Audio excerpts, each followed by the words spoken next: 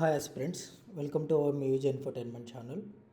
In the previous video, we have discussed most significant current affairs for the upcoming exams FBO and High Court. ఈ వీడియోలో మనం ఒక 10 current affairs అయితే discuss చేసాము.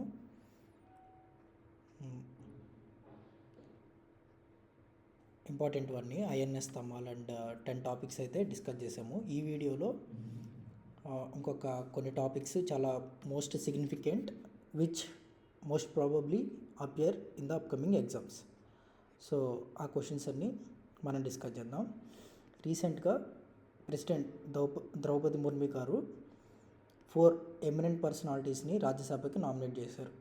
So మనకి question ఎట్లా అడగొచ్చు అంటే which of the following is not recently nominated to Rajya Sabha అని అడగొచ్చు, లేకపోతే which of the following is in which category they have nominated to Rajya Sabha అని అడగొచ్చు అనమాట. సో వాళ్ళు ఒకసారి చూస్తే మనం ఉజ్వల్ నికమ్ ఈయన అనమాట, ఈజ్ ఏ రెనౌండ్ లాయర్. తర్వాత C Sadanandam master, a social worker, RSS social worker అనమాట. He is from Kerala. Harshvardhan Shringla, he is a former foreign secretary. He is Harshvardhan Shringla. And Meenakshi Jain, and she is also historian. So ఈ 4 పేర్లు అనేవి మనం ఖచ్చితంగా గుర్తుపెట్టుకోవాలి. Ujjwal Nikam, Sadanand master, Harshvardhan Shringla and Meenakshi Jain. రీసెంట్గా వీళ్ళు రాజ్యసభకి nominate అయ్యారు. దీని మీద క్వశ్చన్ వచ్చే అవకాశం అయితే ఉంది. అండ్ ఇంకో విషయం ఏంటంటే రాజ్యసభకి ఎంతమంది నామినేట్ చేస్తారంటే 12 మంది సభ్యులను రాష్ట్రపతి నామినేట్ చేస్తారు. ఇది అందరూ మనకు తెలిసింది. కళలు, సాహిత్యం, శాస్త్రాలు మరియు సోషల్ వర్క్, సామాజిక సేవలు, ఈ కేటగిరీస్లో రాజ్యసభకి నామినేట్ చేస్తారు. And they will be there for 6 years, not 5 years. Okay. And the next topics ఏంటంటే ఆపరేషన్ సింధు. ఆపరేషన్ సింధు అనేది ఏంటంటే in view of recent developments in West Asia, government of India launch operation Sindhu. ఇది 18 Juneకి సంబంధించింది, రీసెంట్దే. To evacuate Indian national from conflict zones in Iran and Israel. Remember, this is operation Sindhu, not Sindoor. Operation Sindoor దేనికి సంబంధించింది? ఇది మనకి పహల్గామ్ అటాక్ ద్వారా జరిగినప్పుడు దాన్ని రిటాలియేట్ చేయడానికి అక్కడ ఉండే ఆడపడుచుల్ని వాళ్ళ భర్తల్ని వాళ్ళ ముందే కాల్చి చంపారు కాబట్టి దాన్ని ఆపరేషన్ వాళ్ళ సింధూరాన్ని తొలగించారు. అట్లా నేమ్ని వచ్చేలాగా ఆపరేషన్ సింధూర్ అనేది పహల్గామ్ టెర్రర్ అటాక్కి రిటాలియేషన్ ఫ్రమ్ ఇండియా, దాన్ని ఆపరేషన్ సింధూర్ అంటాం. But this one is operation Sindhu. So Iran and Israel కాన్ఫ్లిక్ట్లో ఉన్నప్పుడు అక్కడ ఉండే మన స్టూడెంట్స్ని, ఇండియన్ నేషనల్స్ని ఇక్కడికి ఇండియాకి తీసుకొచ్చే భాగంగా జరిగింది ఆపరేషన్ సింధు. ఈ రెండింటికి కాస్త కన్ఫ్యూజింగ్గా ఉంటుంది కాబట్టి అడిగే అవకాశం అయితే ఉంది. So please mind that. Okay. This is operation Sindhu. It's a military response, అదేమో రెస్క్యూ ఆపరేషన్. అండ్ దెన్ ఇది చాలా ఇంపార్టెంట్. మనకి రీసెంట్గా Maratha military landscape of India inscribed in UNESCO's world heritage list అనమాట. ఇది మరాఠా మిలిటరీ ల్యాండ్స్కేప్ ఎట్లా ఉంటుంది, ఇది 44th property to receive this recognition. So UNESCO world heritage లిస్ట్లో 44th ఏంటంటే మనకి మరాఠా మిలిటరీ ల్యాండ్స్కేప్. సో ఇది చాలా ఇంపార్టెంట్, రీసెంట్గా వచ్చిందనమాట. అందులో మనం చూస్తే 12 sites అనేవి రికగ్నైజ్డ్. ఇవి అంతగా గుర్తుపెట్టుకోవాల్సిన అవసరం లేదు. సహేరి ఫోర్టు, శివేని ఫోర్టు, ఇవన్నీ రాయగఢ్ ఫోర్టు. బట్ గుర్తుపెట్టుకోవాల్సింది ఏంటంటే 12 ports అనేవి వాటిని మనం మరాఠా మిలిటరీ ల్యాండ్స్కేప్స్ అంటాం. అవి 44th యునెస్కో వరల్డ్ హెరిటేజ్గా గుర్తింపు పొందిందనమాట. ఓకే. అండ్ ఒకసారి మనం లేటెస్ట్ 4 sites అనేవి కూడా గుర్తుపెట్టుకోవాలి. అవి ఏంటంటే మరాఠా మిలిటరీ ల్యాండ్స్కేప్, ఇది 44th. Okay, this is in Maharashtra. And Moidams the mount burial system of Ahom dynasty, ఇది అస్సాంలో ఉంది. ఇది 43rd UNESCO world heritage site. తర్వాత సేక్రెడ్ ఎన్సెంబుల్స్ ఆఫ్ హోయసలా, ఇది కూడా న్యూస్లో ఉంది, మనం గుర్తుపెట్టుకోవాలి. ఇది 44, 43, 42nd ఇది. అండ్ 40th ఏంటంటే శాంతినికేతన్ వెస్ట్ బెంగాల్లో ఉంది. So Shantiniketan is 41, sacred ensembles of Hoysala in Karnataka 42, Moidam of mount burials of system of Ahom dynasty 43, and Maratha military landscape అనేది 44. ఇవన్నీ ఎక్కడున్నాయి, ఏ డిస్ట్రిక్ట్స్లో ఉన్నాయి అనేది, అండ్ ఈ నెంబర్ అనేది గుర్తుపెట్టుకోవాలి, ఎందుకంటే ఇవి రీసెంట్గా జరిగాయి కాబట్టి. ఈ రెండు వెరీ రీసెంట్, ఇవి కూడా గుర్తుపెట్టుకోవాలి. మనం ఒకవేళ ఆప్షన్ ఎలిమినేట్ చేయడానికి కూడా ఉపయోగపడతాయి, జూలైలో వచ్చాయి కాబట్టి. It is a most probable and potential question in the upcoming exam. All right, and I think this is one of the most important question. Tripura become third state in the country after Mizoram and Goa to achieve full functional literacy. So మనకి ఇందులో రెండు క్వశ్చన్లు ఏంటంటే, first state ఏంటి full literacy వచ్చింది, Mizoram. Second state Goa. So ఇప్పుడు Tripura become third state అనమాట. ఇది రీసెంట్ న్యూస్, జూన్లో వచ్చింది ఇది. సో మనకి ఫస్ట్ స్టేట్ ఏంటని అడిగితే అడగొచ్చు, అది Mizoram. Second state Goa or latest Tripura. దీన్ని ఎలా గుర్తుపెట్టుకోవచ్చు, త్రిపుర 3. ఓకే, 3 ఫుల్లీ ఫంక్షనల్, సంపూర్ణ అక్షరాస్యత అంటారు, full functional literacy. Okay, so ఇది 15 years అండ్ అబోవ్ ఉన్న వాళ్ళు who can't go to school, వాళ్ళు కూడా లిటరసీ సాధించారని చెప్పేదన్నమాట. సో ఫుల్ లిటరసీ రావడానికి 95% లిటరసీ ఉంటే సరిపోతుంది. సో త్రిపుర అది అయితే సాధించిందనమాట. రైట్, 95.6%తో. అంతే, ఈ పిఐబి నుంచి మనం నేర్చుకోవాల్సింది. So Mizoram first, Goa second, and Tripura 3, అది 3. అండ్ దెన్ నెక్స్ట్ ఇంపార్టెంట్ ఏంటంటే డిజీ పిన్ అనేది. ఇప్పుడు వరకు మనకి పిన్ ఉంది, పోస్టల్ ఇండెక్స్ నెంబర్ అని చెప్పి. డిజీ పిన్ అంటే డిజిటల్ పోస్టల్ ఇండెక్స్ నెంబరు. ఇదేంటంటే అడ్రస్ యాజ్ సర్వీస్, యాజ్ అంటారు దీన్ని, సాస్ లాగా, సాఫ్ట్వేర్ యాజ్ సర్వీస్ అట్లాగా, address as service as. So ఇది ఎవరు, డిజీ పిన్ని ఎవరు డెవలప్ చేశారనే క్వశ్చన్ రావచ్చు. సో ఇది one of the potential question. IIT Hyderabad and ISRO, so వీళ్ళిద్దరూ కలిపి దీన్ని డెవలప్ చేశారన్నమాట, డిజీ పిన్ అనేది. అసలు ఇది ఏంటంటే, digipin is a nationwide geo coded addressing system developed by department of post in collaboration with IIT Hyderabad and ISRO also.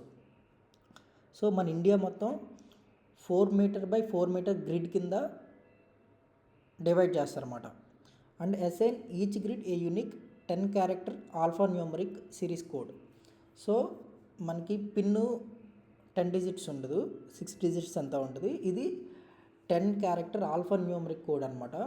అది 4x4 meter గ్రిడ్కి, ఎవ్రీ 4x4 meter గ్రిడ్కి ఒక 10 character ఆల్ఫా న్యూమరిక్ కోడ్ అనేది assign చేస్తారు. That will be the DIGIPIN. So this is based on latitude and longitude coordinates. ఇదేంటంటే మనకి improved logistic కానీ, emergency responsibilities, ఎక్కడన్నా అంబులెన్సెస్ కానీ ఇవన్నీ రావడానికి, పిన్ పాయింట్ లొకేషన్ చేయడానికి ఏంటంటే ఇది బాగా ఉపయోగపడుతుంది అనమాట. All right, this is very important. So దీన్ని ఎవరు డెవలప్ చేశారు అనేది ఒక potential question, which is IIT Hyderabad and ISRO. And ఇది ఎన్ని క్యారెక్టర్స్ ఉంటుంది అనేది ఒక important question. 10 character alpha numeric series. All right, then మనకి ఒకసారి రీసెంట్గా మనకి నవరత్న కంపెనీస్ 2 యాడ్ అయ్యాయి అనమాట. అవి ఏంటంటే IRCTC, Indian railway catering and tourism corporation, and Indian railway finance corporation, IRFC. ఈ రెండు నవరత్న కంపెనీస్గా యాడ్ అయ్యాయి. So that total Navratna companies in 2025 as of now is 26 అనమాట. ఓకే, అండ్ మనకి మొత్తం 4 కేటగిరీస్ ఉంటాయి కదా, Maharatna companies, Navratna companies and Miniratna companies. ఈ మినీరత్నలోనే 2 కేటగిరీస్ ఉంటాయి, మినీరత్న 1 అండ్ మినీరత్న 2. మనకి మొత్తం యాజ్ ఆఫ్ నౌ ఎన్ని ఉన్నాయి, లిస్ట్ ఆఫ్ మహారత్న కంపెనీస్ మొత్తం 14 ఉన్నాయన్నమాట. ఇవి చాలా ఇంపార్టెంట్ మనం గుర్తుపెట్టుకోవటం. ఒకసారి నేను లైట్గా చదివేస్తాను, మీరు పాజ్ చేసి గుర్తుపెట్టుకోండి.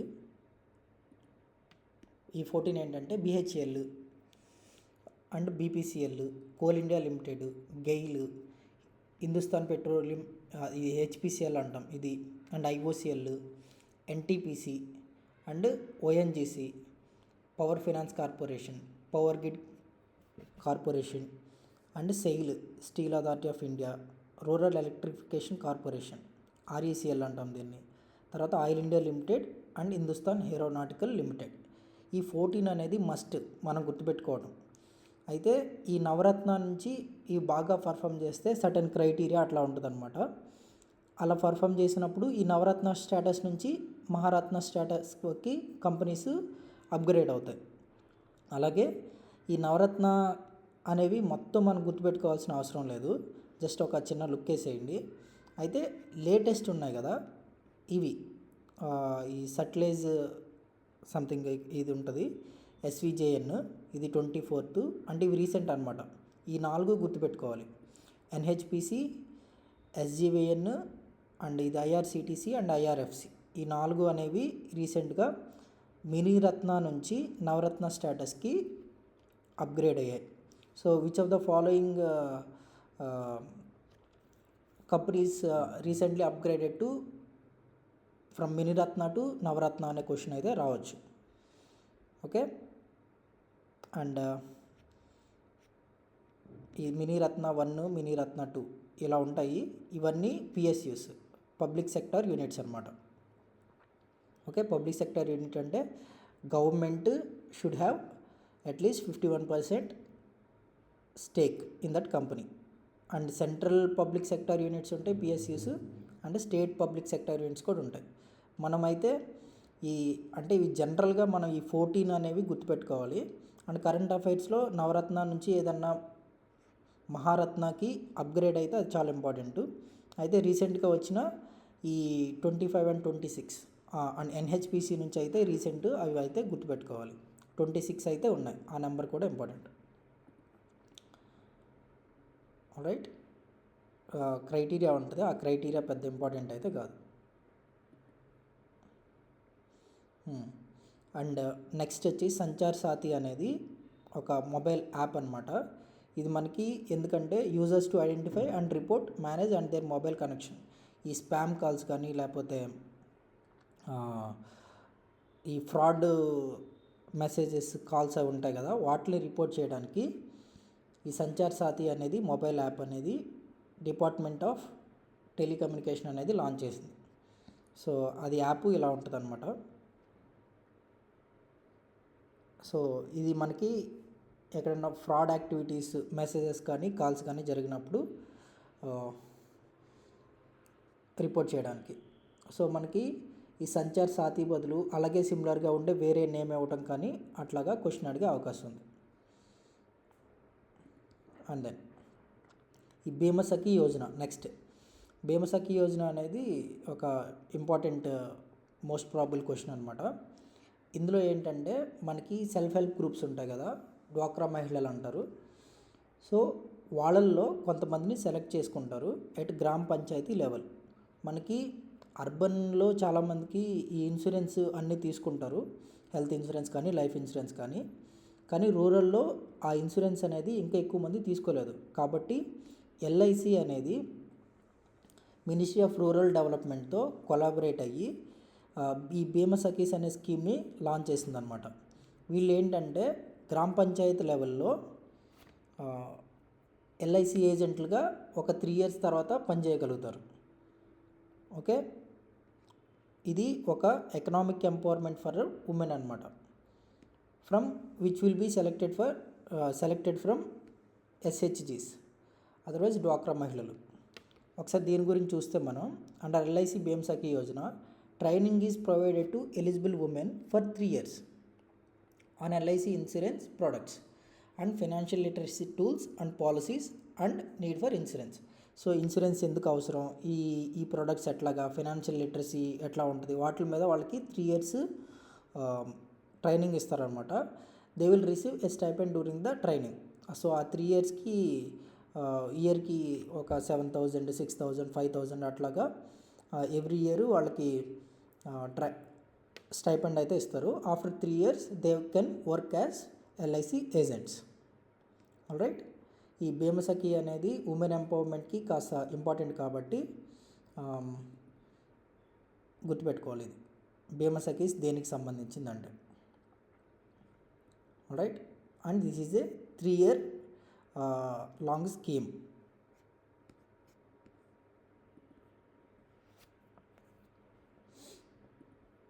అండ్ దెన్ ఈ ఆయుష్మాన్ భారత్ వయోవందన కార్డ్స్ గురించి అయితే మనకి ఆయుష్మాన్ భారత్ పిఎంజే అనే స్కీమ్ ఉంది కదా, ఆయుష్మాన్ భారత్ ప్రధాన్ మంత్రి జన ఆరోగ్య యోజన. అయితే మనకి రీసెంట్గా ఆయుష్మాన్ భారత్ ప్రధాన మంత్రి వయోవందన అంటే all senior citizens 70 years and above ఉన్న వాళ్ళకి ఈ ఆయుష్మాన్ వయోవందన కార్డ్స్ అయితే ఇష్యూ చేశారన్నమాట. So they will get 5 lakhs per year through Ayushman Vayovandana cards. So ఈ 5 lakh అనేది ఇంపార్టెంట్ అండ్ 70 years అనేది ఇంపార్టెంట్. ఇక్కడ మోస్ట్ ఇంపార్టెంట్ థింగ్ ఏంటంటే irrespective of their social economic status, అంటే వాళ్ళు ఏ కేటగిరీకి సంబంధించింది అనేది ఉండదు. BC, SC, ST or EWS, వాళ్ళ ఎకనామిక్ స్టేటస్ కూడా అవసరం లేదన్నమాట. వాళ్ళు ఎంత రిచ్ అయినా పూర్ అయినా సరే and they belong to any other category, that is immaterial. If they cross 70 years or above they will be eligible for the treatment of 5 lakhs per annum, right. So వాళ్ళు మనకి certain classes మాత్రమే eligible అనేది ఆప్షన్లో ఉండొచ్చు. So watch for that, all are eligible. And అది ఎంత అంటే 5 lakhs per annum అండ్ ఏజ్ కూడా 70 years అండ్ అబోవ్. సో ఈ 3 points అనేవి ఆయుష్మాన్ వయోవందన స్కీమ్ గురించి మనం గుర్తుపెట్టుకోవాలి. అండ్